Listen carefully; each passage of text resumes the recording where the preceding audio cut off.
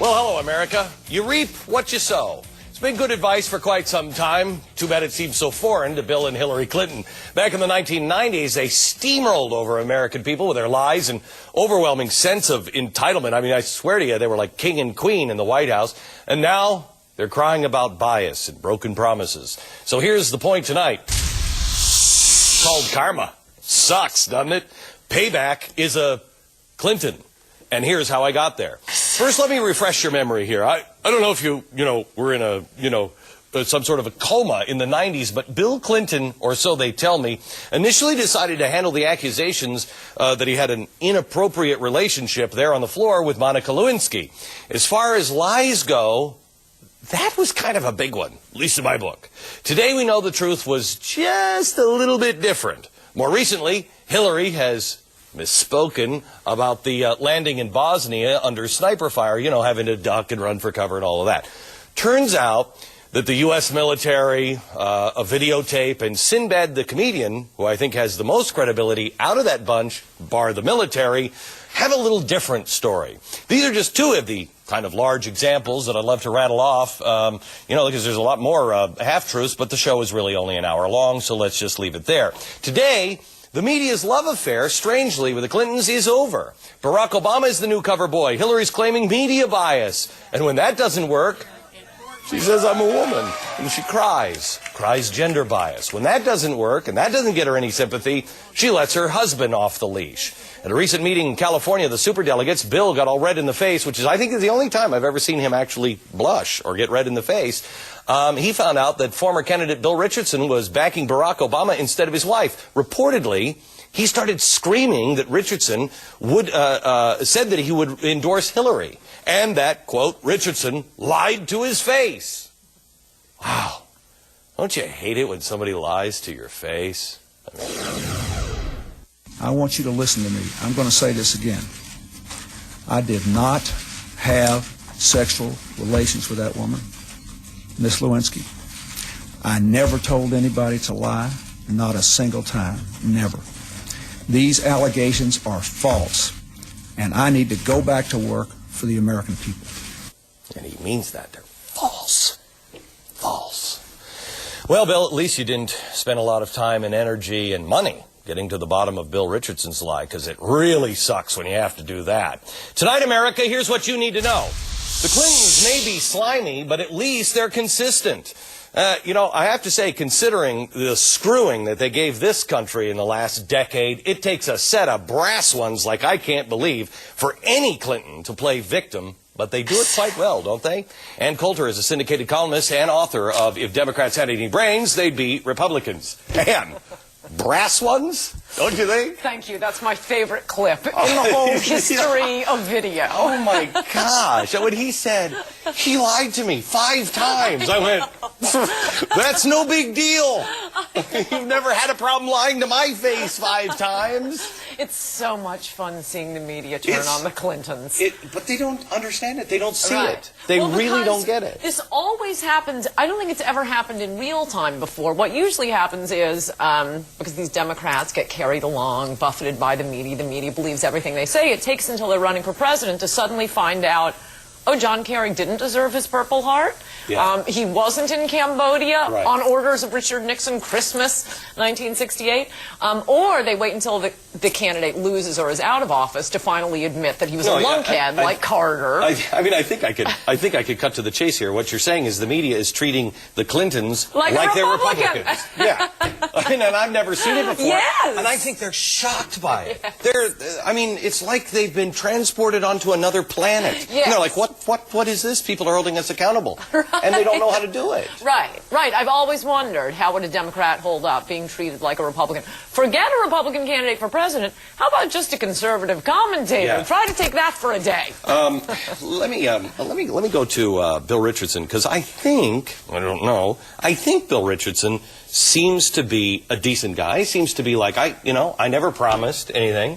And the approach that the Clintons seem to be taking is, you owe this to us. Right. It's almost like you're in bed with a mob. Right. No, it always has been. Yes, Yeah. it always has been with the Clintons, and everyone around them and their entire party collapses, but everything is for advancing themselves. I mean, look at what they did to the Democratic Party. Because of Bill Clinton, Democrats lost control of Congress for the first time in half a century. You know, I am so torn when you say this, because I don't want you to say this, because I'm hoping that Hillary is the candidate. I know. You know, I know you're going to be back tomorrow. We're going to talk a little bit about Barack Obama, but I mean, I never thought I would root for Hillary Clinton, and here I am. And we've talked about this before. You actually say, are you still saying that you'll campaign for her? It looks, I hate making predictions, but you just can't help it in this sort of atmosphere. It looks like Hillary's finished. I mean, this year feels like 1992 to me. And Obama is their Clinton this year. He's the narrative. They're gaga for him. Do you think that they're doing the party I'm really torn on this, a disservice by not really going after Barack? Because anybody else that was in this situation would go after, if Barack Obama wasn't black, and so full of hope. I mean, he looks like JFK. You know what I mean? He looks like, wow, look at it. He's got all this, great karma going for him and everything else. If it wasn't for that, I think they would have taken him out of the kneecaps. Well, he's the Democrat they love. He's the Bill Clinton of 1992. Right. And by the way, that's one... Wait. What I'm saying is the Clintons. Oh, the Clintons. The Clintons. Anybody else, they would have taken out of the kneecaps. Oh, I think they've been going pretty hard. It's just that nothing will touch him the same way nothing would touch Bill Clinton in 1992. I mean, remember, it was successive scandals. It was Jennifer Flowers. It was the pot smoking, but he didn't inhale. It was the draft dodging, the Craven draft dodging, Hillary's ankles, one scandal after another. And it just all bounced right off him. And look at what's happening with Obama and Reverend Wright. So whose fault? I know, that amazes me. So whose fault is it? Is it the media or is it the American people? I mean, certainly the media, because you are not getting the Obama coverage that now, or the Republican treatment that now Hillary's getting, which, by the way, is one of the reasons Hillary actually does make a better candidate. She's being attacked by the loony left. She's being attacked by all the people who used to lie for her, by the media.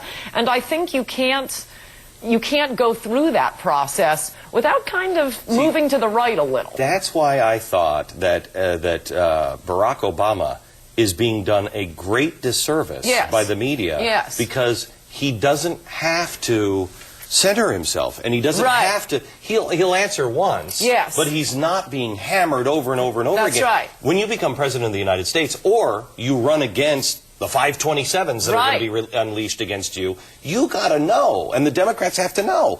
Can this guy withstand real heat? Or is he flashing the pan? No, that's exactly right. And it always happens that suddenly there's these huge surprises once the Democrats have picked their nominee for president. Gore lying about his service in Vietnam, where you told Vanity Fair, I took my turn around the perimeter. We saw something move and we shot and asked questions later. And then, it turns out he went to Vietnam with a bodyguard. That doesn't come out until they've already chosen their nominee, because the media sucks up to the Democrat, and then finally, like you say, the 527s, reporters like you, hosts like you. Okay, but you get the news out there. Hosts, megaphones like you. Then the information comes out. It never happens that way to a Republican, because you can't run for dog catcher in America as a Republican without having, your divorce files looked through. Do you think that I can't help but get past the feeling that Bill and Hillary have got to feel a little like Louis and Marie Antoinette. You know what I mean? Or the Tsar Nicholas. Where they're like, wait a minute, we had all these friends, and now all of a sudden, you know what I mean? Yeah. They must be. Do you think they've really truly bought into their lie, or do you think that they have known the whole time that their friends aren't really friends? They'll turn on us at any time. No, I think they buy into the lie. I think everyone does. I've always wondered how it is someone can't see, someone, powerful and important. That person is a total sycophant. This person doesn't really like you. But of course you don't. When people are being nice to you, you think, well, I am a terrific person. What happens to his legacy if she goes down in flames? I think his legacy is already in flames, which, by the way, is something else that only happens to Democrat presidents. All Democrat presidents, their reputations plummet in history. All Republican presidents go up in history much later. Calvin Coolidge, Ronald Reagan. I mean, when he left office... Come on. Jimmy Carter is like yes, a Jimmy god, Carter, the though. reverse. No, yeah, I mean, he's a god. Oh, maybe to 5 people. Oh, those 5 people are just to keep going. They're on TV all the time. The Democrats wouldn't even let Carter go to the Democratic National Conventions for years. He was such a laugh. But they just set him next to Michael Moore in 2004. I'm not sure that's the good seat. Yeah, okay. All right, where am I wrong? The only thing I know for sure about the Clintons is that you never count these people out. Swing for the fences. Agree or disagree? Go to CNN.com/Glenn right now and cast your vote.